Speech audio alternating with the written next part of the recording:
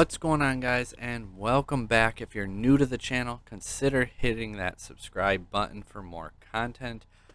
Cash Cup's coming up, guys. $10 entry, 100% payout, no cap, dueling book, April 24th, Dragon Rider games, link down below.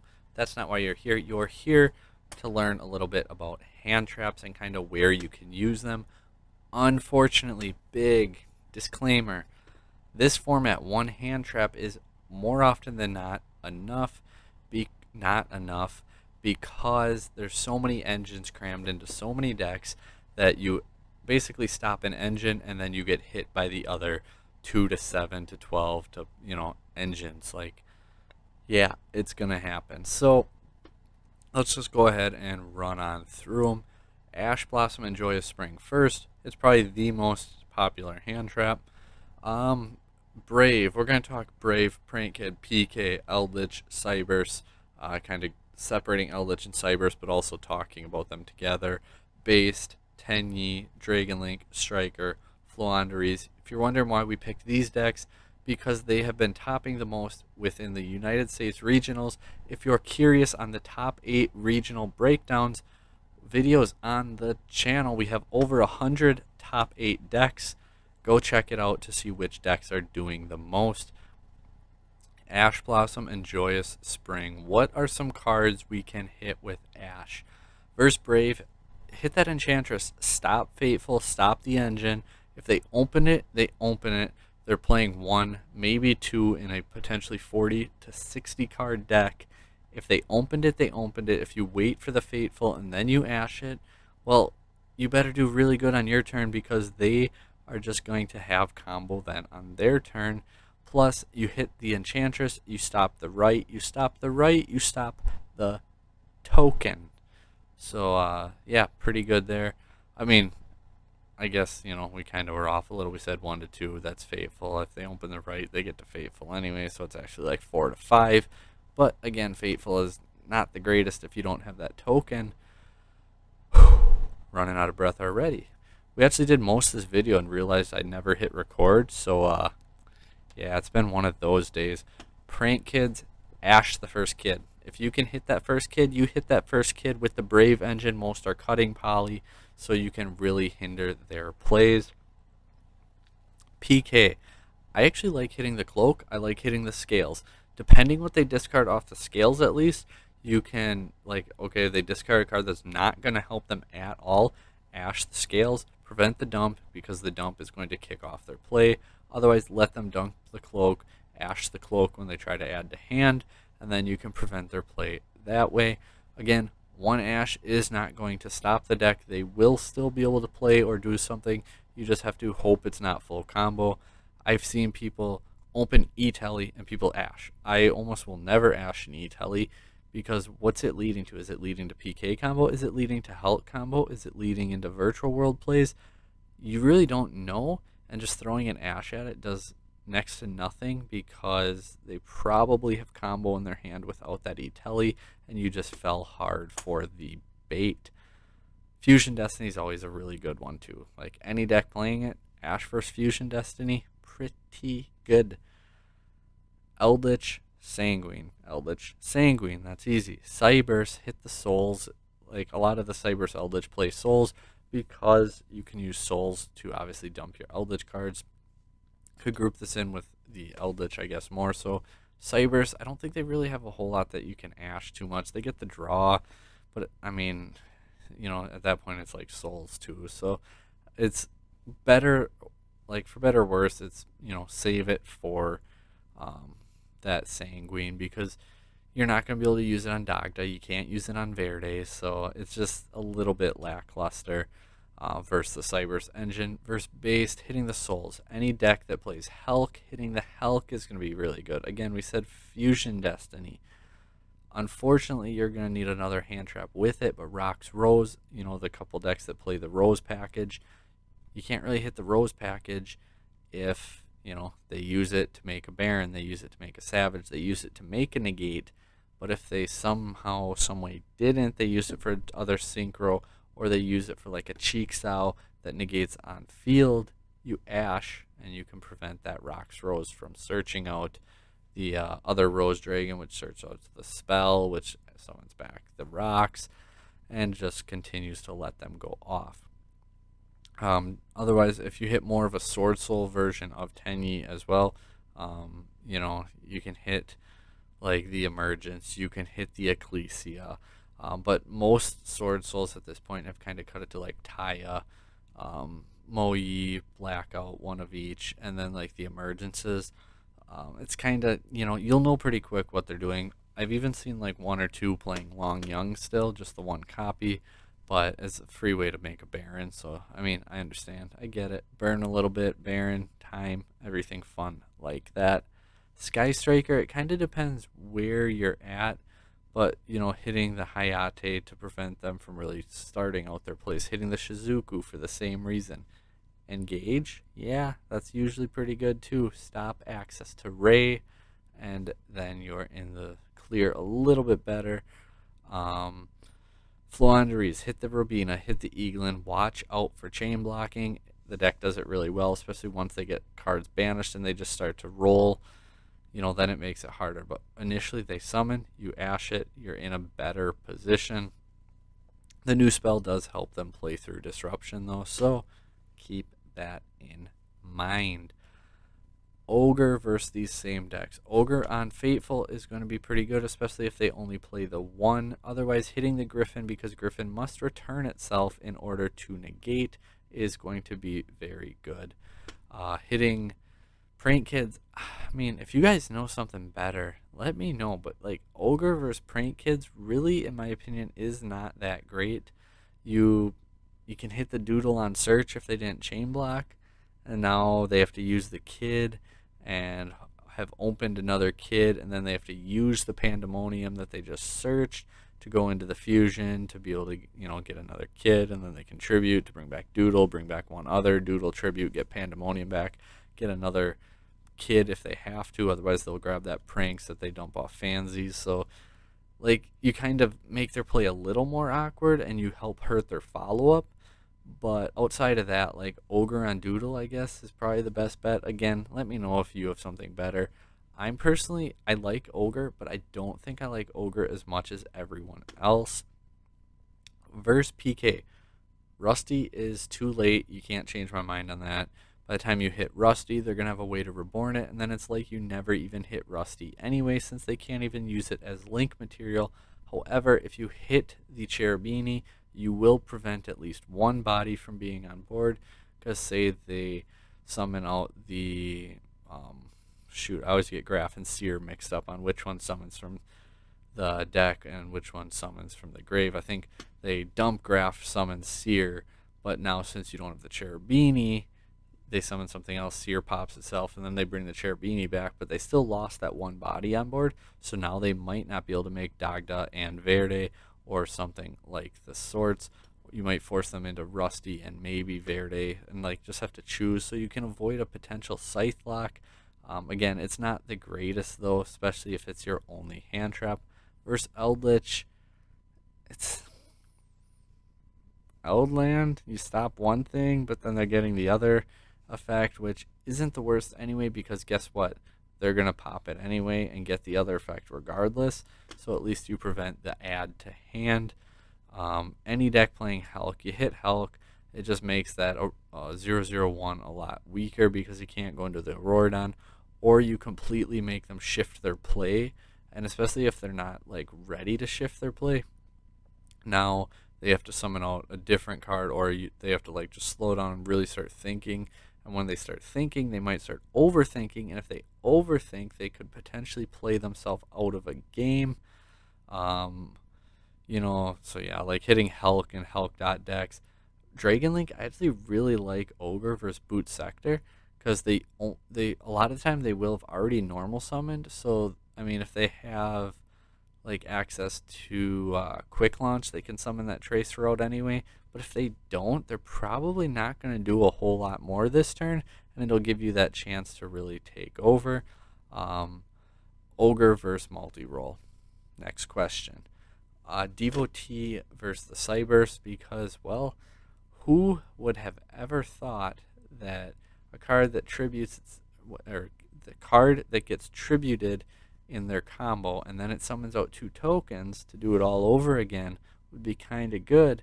You Ogre it because on summon it is a mandatory effect that you cannot summon Link 3 or higher, so you can only summon Link 1s and 2s as far as Link monsters go. Mandatory effect, they have to do it, so you can always Ogre it. And then they're not going to get their free 2 tokens.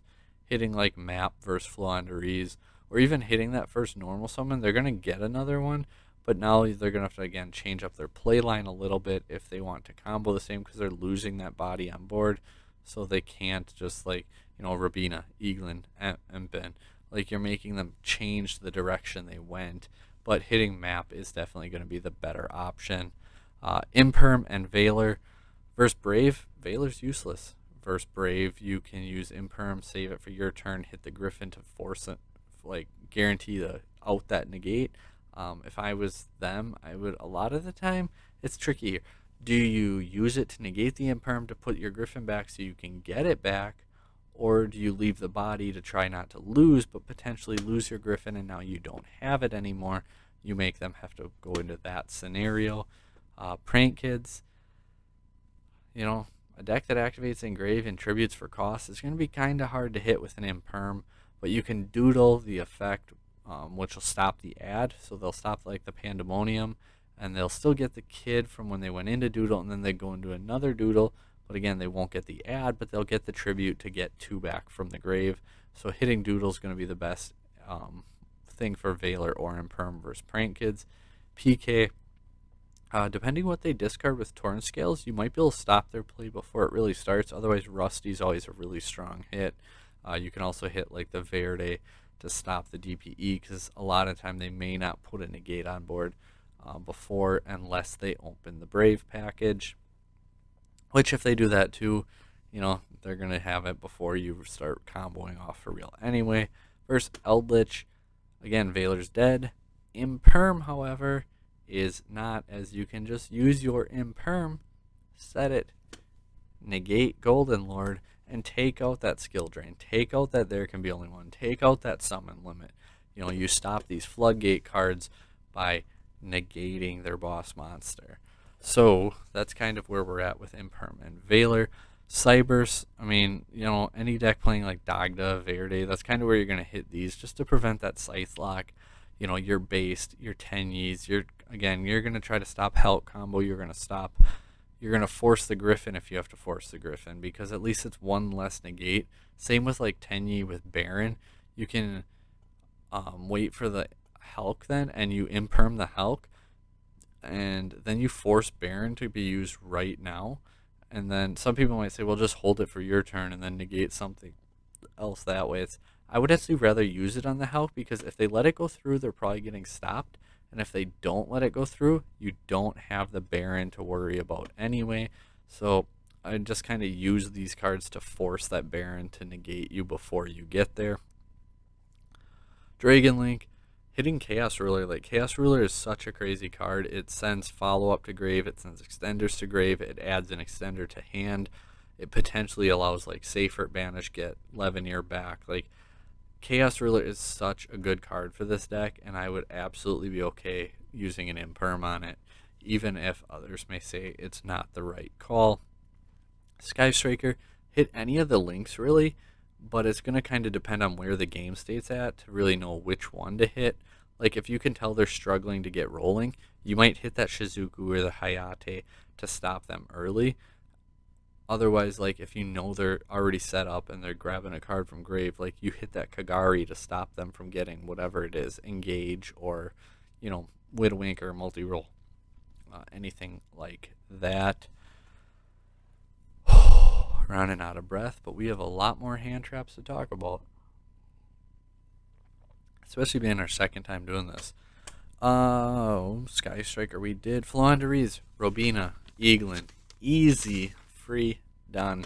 Oh, but watch out for that Book of Moon and the new floowandereeze. Yeah, I don't know, the quick play spell where they banish your target so you can't actually Imperm it, and then they get the extender anyway. They get the effects, and they just give, you know, the big, you know, to you for trying to negate their effects. So Gamma and Mourner now, like Gamma versus Brave, hit the Enchantress. That's pretty straightforward. Mourner, you wait and let them get the Griffin, and then you let them start going into combo. Wait for a choke point, like special summon Halka-Fibrax. Okay, Ghost Mourner. You force the Griffin, so you at least get that Griffin off board, and you get rid of that negate. You get the 1-for-1 trade. It's kind of like, okay, I'm just gonna get rid of that right now. Gamma, if you Gamma and Doodle, I like Gamma and Doodle if they don't chain block it on the ad, because they don't get the ad, they lose the body, and now they have to have a way to put out another kid so that they can go into like the second Doodle and start going through resources, which obviously pranks will help them with, but especially cutting Poly and cutting the kids down, you can actually really, really hurt someone with a Gamma on a Doodle. Yeah, same with Mourner, like Mourner on Doodle, and then at least they take some burn damage, so he might even win in time.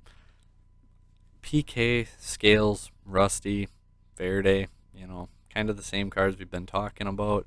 Eldritch, Gamma on Lord to prevent it from coming back, or Gamma on Lord to prevent your card from being sent to the graveyard, but keep in mind it's coming back then.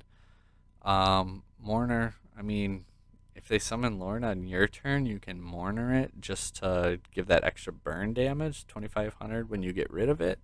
Not the worst thing in the world, right? Cybers, Gamma and Devotee, GG. Mourner the Verde, Mourner the Dagda. I would rather hit the Verde because I don't care if they set a Scythe. They gotta have a way to pop it.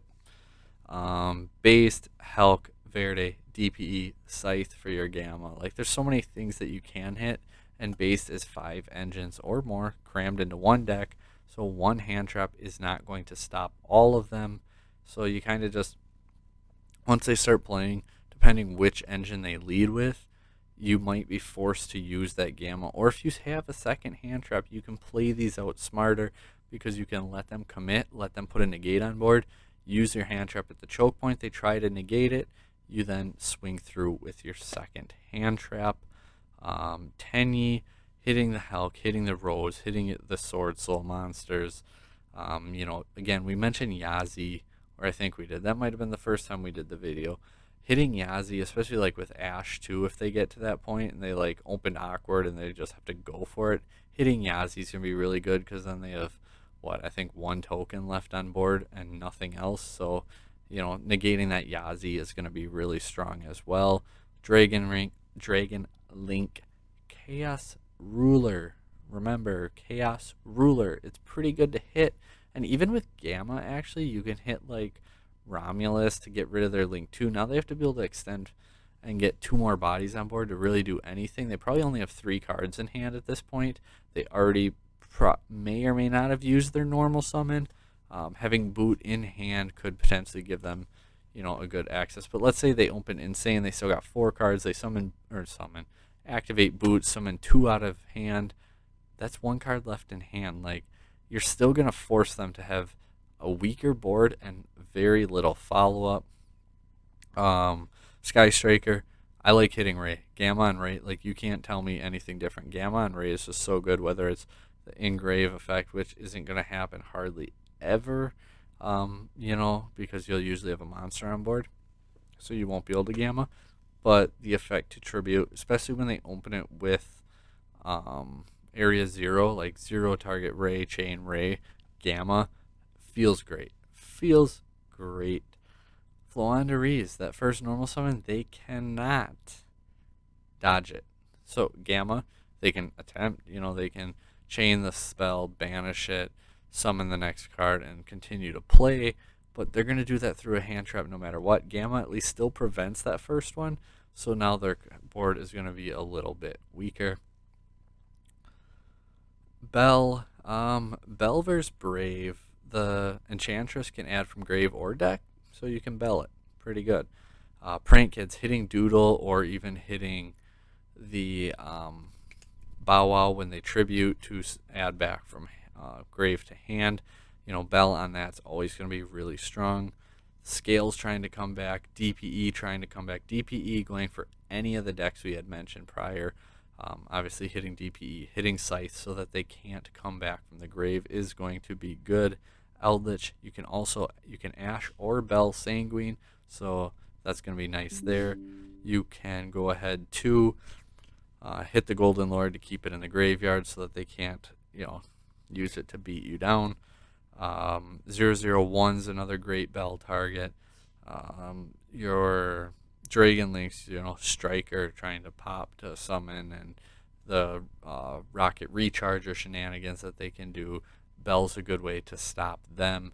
Safer trying to add back. You can hit Sky Striker, Kagari, multi-roll. Floowandereeze, they really don't go to the grave, so you're not gaining a whole lot there. Ghost Reaper. What are some good Reaper targets? Meow Meow, DPE. DPE, hell, right? Like, if I'm playing Reaper, I'm playing DPE, I'm playing Hulk, I'm playing one of the Sky Striker links, I'm playing Meow Meow. That's kind of, at least those four. Like, you can go more, especially if you're playing like a flow or a more pure Eldritch or a deck that just doesn't need the extra deck. But if I'm playing it in any deck, it's going to be at least those four that I want to fit. I wouldn't play it or like Super Poly if I can't fit at least four targets in the deck. And I hate side decking extra deck cards. Only a couple more hand traps to go. Skull Meister and DD Crow. We'll go Meister first. Brave, hit the Enchantress if it's in grave. Unfortunately, they can use it from hand or from grave, so that makes it a little bit less good. Prank Kids, you can hit that first kid. You can hit the DPE. It's not a whole lot else you're really going to be doing with it. PK, again, hitting the cloak, hitting the scales. Any deck playing it, hit the DPE. Any deck playing it, hit the scythe. Obviously, if they DPE pop itself and pop the scythe, they can chain either way, so they can actually play around a ghost spell. They can play around Skullmeister. They can do that. In that time, then, you kind of have to go with it. Cyber's Devotee, when tributed, it goes to summon the 2 tokens, so you can use your Skullmeister on it. Skullmeister can hit the Golden Lord to keep it in the graveyard, and you can hit the traps because they banish for cost, so you cannot Ghost Belle them, but they activate in the graveyard, so you can use Skullmeister. Based, again, Scythe, DPE, Rocks Rose, 10 Ys you can hit. You can hit 001 versus Hulk decks, Dragon Link, the Recharger, the Safer. You can even hit the Sphere on your turn when they tribute to bounce, and then it goes to grave, they go to summon. You can hit it because it activates in the graveyard. Sky Striker, DPE, Flow, again, doesn't really use the graveyard, so it's not that good. DD Crow, what do we hit? You can hit the Enchantress before they can use it. Prank Kids, if they send the fusion spell or it goes to the grave, a lot of them now are only playing the one, so you can DD Crow the fusion spell. Otherwise, DD Crow one of the link 2 targets, and then they'll still add the other one. I've seen people ask about that a lot, but because it says them, it will attempt to add them, but because you DD Crowed one, it will only add one. If it said add both, if it said add those targets, it would not add either, but because it says them, you can still add the one. Torn Scales, Fog Blade, DPE, PK, pretty standard. Golden Lord, get rid of Golden Lords, and Eldritch kind of struggles. Cybers, you hit the DPE, you hit the Scythe. If they open Dot Scraper, you hit the Dot Scraper because it can't come back, and it kind of hinders the combo that way. You can hit 10 Ys before they get used. You can hit the 001. You can hit the Rocks Roads. You can hit Chaos Dragon targets versus Dragon Link, like Chaos Space, send Light to get the Collapse Serpent. DD Crow that light card. They don't play many lights, so there's a decent chance that Collapse Serpent now is going to be a lot harder for them to use out of their hand. Hitting the Recharger, hitting the Sphere. Kagari, hit the Kagari target. Pretty good there. Hit Ray, hit Ray, hit Ray.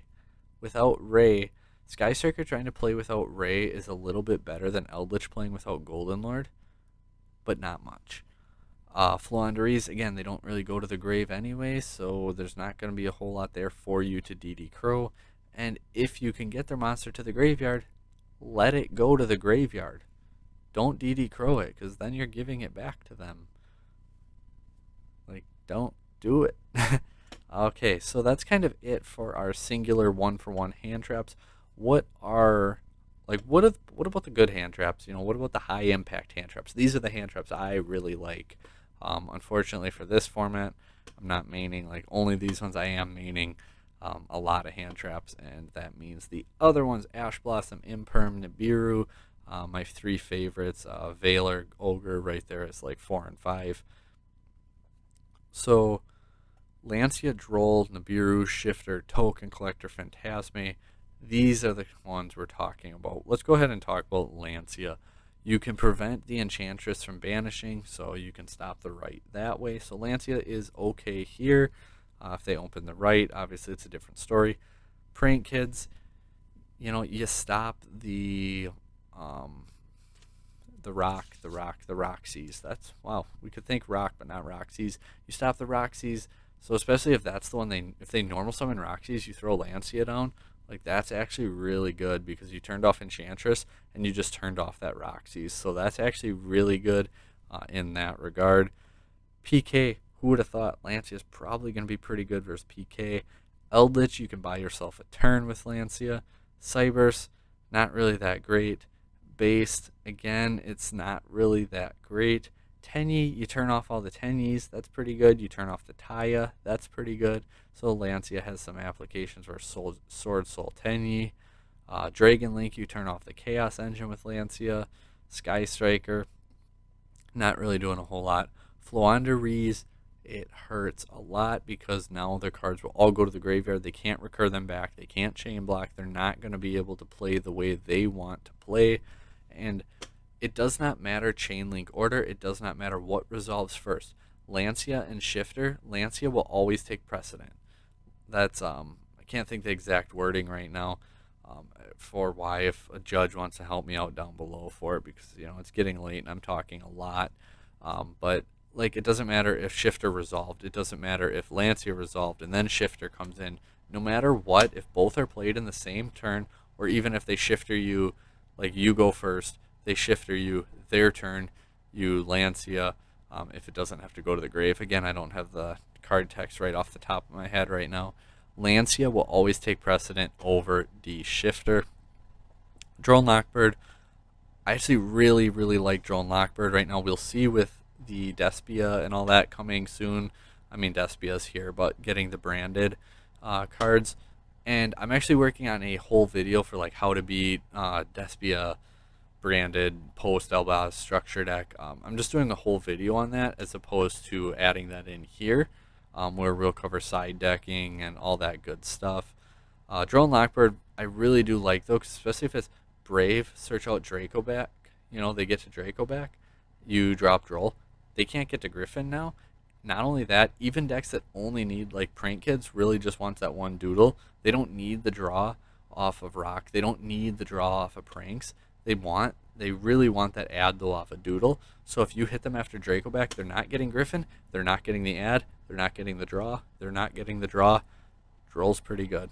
PK again, especially, you know, they have Cloak that they add with.